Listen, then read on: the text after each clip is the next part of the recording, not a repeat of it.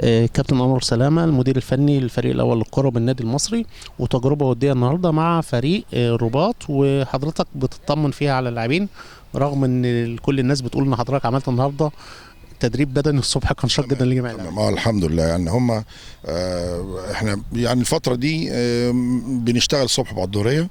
احنا عندنا في حدود يمكن 12 يوم توقف. واعتقد برضه ان بنلعب قدام الرباط والنهارده مشكورين ان هم جولنا الحقيقه. وفي نفس الوقت انت كنت عايز فرق برضه تانية، ما فيش حد عايز يجي لك، فعشان كمان نشوف المجموعه التانية اللي هي بقى لها فتره ما بتلعبش بتتمرن كتير.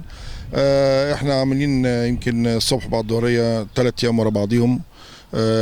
اعتقد يمكن ده بيوقفنا على رجلينا اكتر.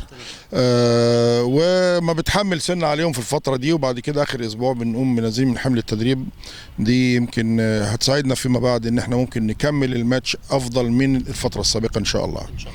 كابتن النهارده شفنا تجربه للاعب النيجيري، منتخب نيجيريا للشباب اكوري، ويعني بيلعب في مركز المساك، وحضرتك تقول ايه يعني من رؤيته النهارده اول مباراه حضرتك تشوف فيها؟ هو لاعب جيد، اعتقد اتفقنا كلنا كمدربين ان هو لعيب كويس قوي. اولا يمكن ما اخطاش، يمكن خلى الماتش كله غير في تمريره واحده قاعدين نعدله يعني. وفي نفس الوقت تفكيره سريع قوي. اعتقد ان شاء الله هيكون اضافه كويسه لفرقتنا باذن الله تعالى ان شاء الله. حضرتك برضو شفنا النهارده طارق العجمي بيلعب في مركز يمكن جديد عليه، ان هو بيلعب في مركز الظهير الايسر. رؤيه حضرتك الفنيه للحكايه دي ايه؟ لا انا مش هلاعبه في المكان ده، لكن بحاول يعني ابث فيه روح القوه شويه. لان هو بيلعب في كطرف مهاجم، فيمكن ما بيحتكش وساعات بيشيل رجليه، وانا عايز هو عنده امكانيات جامده جدا يعني. اللي هو طارق العجمي اللي هو مشهور ببيليا، انا بتوسم فيه خير خلال السنه القادمه. ممكن يبقى حاجه محترمه جدا بالنسبه لبورسعيد والمصري بالذات. فقط ان هو يعني يبقى فيه جرأة زياده، لان عنده كرة اعتقد يفتقدها الكثيرين من اللاعبين المميزين. وانا بقول ان الولد دوت خلال المرحله الجايه اذا يعني حافظ على نفسه تمام، وهو ولد سلوكيا ممتاز، اعتقد يبقى يعني لاعب فلتة في تصوري انا. برغم يمكن ان ساعات في المنتخب بياخدوه ويودوه تاني ويرجعوه، لكن هو اعتقد يبقى اضافه ل يعني النادي المصري خلال السنتين الجايين باذن الله. حضرتك كابتن انور، يعني احنا دلوقتي في داخلين على الاسبوع، يعتبر هنلعب المباراه الثالثه في الدور الثاني مع الاسماعيلي يوم 12 ان شاء الله. بدات حضرتك تحط ايدك على الايجابيات والسلبيات الموجوده في الفريق، وان شاء الله يكون لحضرتك يعني ايه الدور ان حضرتك تكون موجود مع الفريق بقى من بدايه فتره اعداد الموسم اللي جاي ان شاء الله. شايف ايه ابرز ايجابيات الفريق وابرز سلبيات الفريق؟ بص، هو الايجابيات اعتقد التزامهم الكامل في التدريبات ومحاوله بذل جهد في المباريات. دي يمكن ايجابيه، لكن في نفس الوقت في نواحي سلبيه تانية. الظروف اللي بيمر بيها يعني بورسعيد والنادي المصري بالذات، في انك مش قادر اولا تعمل لهم احتكاك خارجي، سواء مباريات وديه هنا او بره او في اي حته.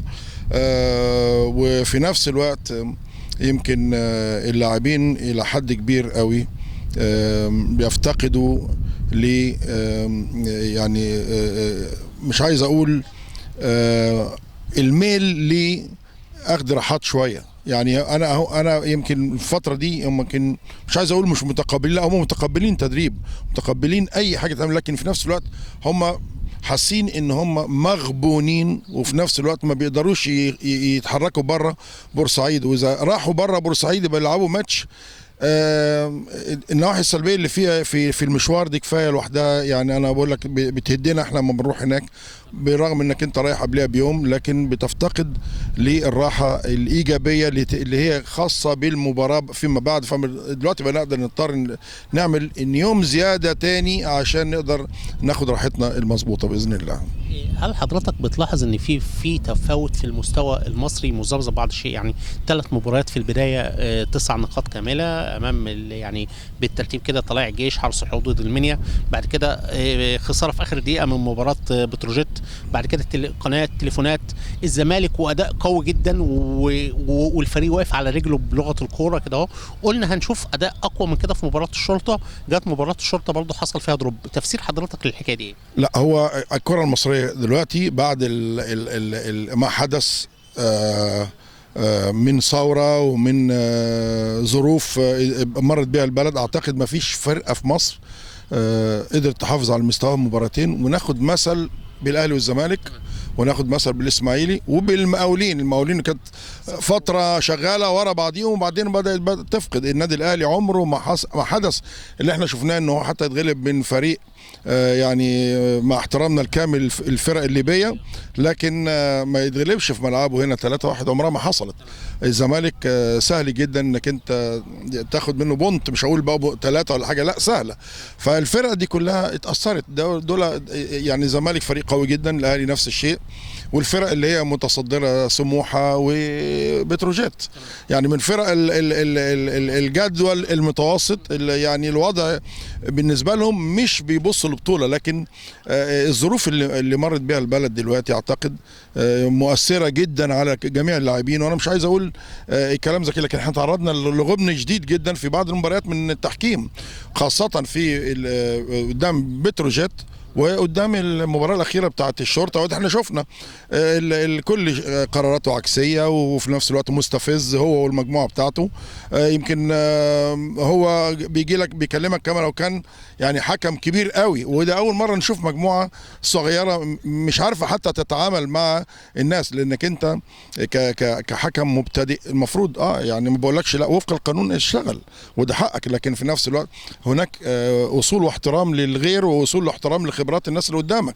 لكن ما يبقاش ان انا عشان حكم اقوم انا يعني اطيح، ما يتعلم من اللي قبليه. احنا شفنا جهاد جريش عمل ازاي في ماتش الزمالك، ده اقدميه ويقدر لازم يحط في اعتباراته ان مش الشخط والنطر هي اللي هتوصله، لازم يكتسب خبرات ان يبقى هادي مبتسم، يمتص حتى الغضب يعني بتاع الاخرين، لكن ما يوترنيش انا والجهاز والجول واي حاجه.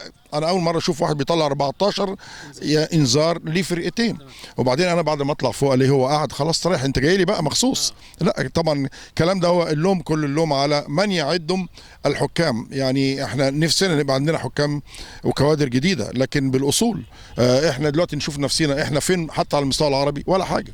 فيعني انا بقول يعني رفقا بالقوارير زي ما بيقولوا. يعني تعليق حضرتك على قرار لجنه المسابقات امبارح بايقاف حضرتك 4 مباريات وغرامه 5000 جنيه والكابتن سعيد فتحي. بص يا ريس، هو الكلام كله هتقول ايه؟ انت راجل، انت الحكم والجلاد، ازاي انت اولا مش الاصول انك انت تصدر اي قرار الا ما تسمع الطرف الاخر، وفي نفس الوقت لازم يتم التحقيق معانا وخد قرارك زي ما انت عايز. لكن الكلام ده لم يحدث، وانا قلتها قبل كده في التلفزيون من 15 سنه لم يتغير لا لجنه المسابقات ولا لجنه الحكام، كل واحد بينقد.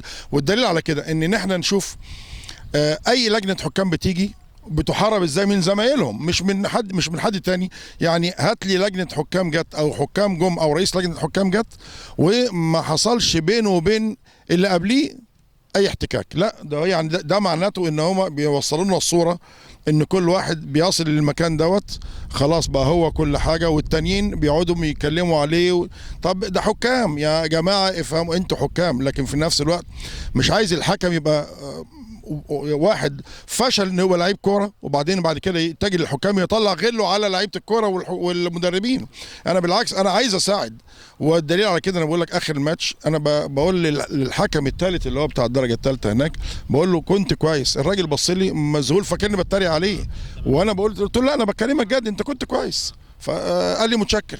طب يعني لا ده نافع ولا ده نافع، ولكن هي لازم يجي يقول لك ايه. انا اعتقد ان هم بيجهزون بكده، انك انت ما تطرد نجم من الملعب وبيلعب او تطرد مدرب من الملعب، يبقى دي حاجه، يبقى زي ما حصل قبل كده مع الجوهري الله يرحمه، طلعوا برضو مش عارف مين اللي طلعوا طردوا بره، شكلها وحش. انت ما تكون حاجه ملهاش يعني. انا بطلب حقي انك انت تطلع ورا المنطقه بتاعتي. الراجل دخل لي جوه المنطقه، واعتقد الكلام ده في التلفزيون، للي ما شافوش يشوفوه، للي ما شافوش في لجنه المسابقات يشوفوه، ما يصدروش كمان الكلام ده جزافا. يبقى الفتره الجايه خلاص احنا عارفين. يعني انا كنت الاول ازعل لو توقفت ماتش، لكن دلوقتي هزعل على ايه؟ ان انت راجل خدت قرار في اكني ذبحت الحكم، وده مش مظبوط يعني.